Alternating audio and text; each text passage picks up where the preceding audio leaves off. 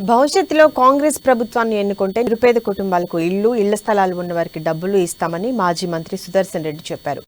నిజామాబాద్ జిల్లా మోపాల్ మండలంలోని పలు ప్రాంతాల్లో ఇంటింటికి సుదర్శన్ రెడ్డి హాత్ సే హాత్ జోడో కార్యక్రమం నిర్వహించారు.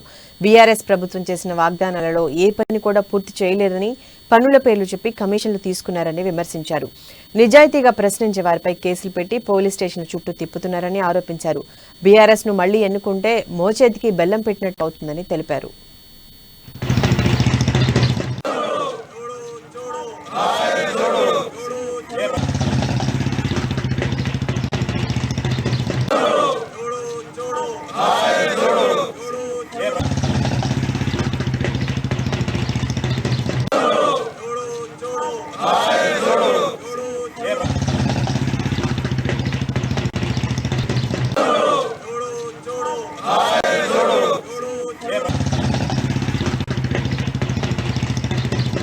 ఉండగా మనకి ఏరియా చిరుకొండ దాకా నీళ్ళ సౌలతులు లేవు, కామారెడ్డి దాకా నీళ్ళ సౌలతులు లేవు.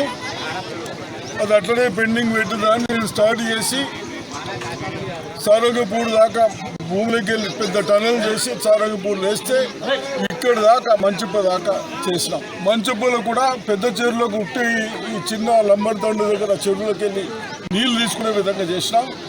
ఇప్పుడేమో వాళ్ళు పైప్ లైన్ వేసి స్వార్థాల కొరకు, కమిషన్ల కొరకు ఆ మంచిప్ప చెరువు పెద్దగా అని చెప్తా ఉన్నారు. తప్పనిసరిగా దాన్ని ఆపేద్దాం. మనం వచ్చినాక ఎస్టీలకు కానీ, ఎస్సీలకు కానీ, బీసీలకు కానీ అక్కడ ఏదైతే భూమి ఉన్నదో ఆ భూమి సాగు చేసుకోవడానికి వీలిద్దాం.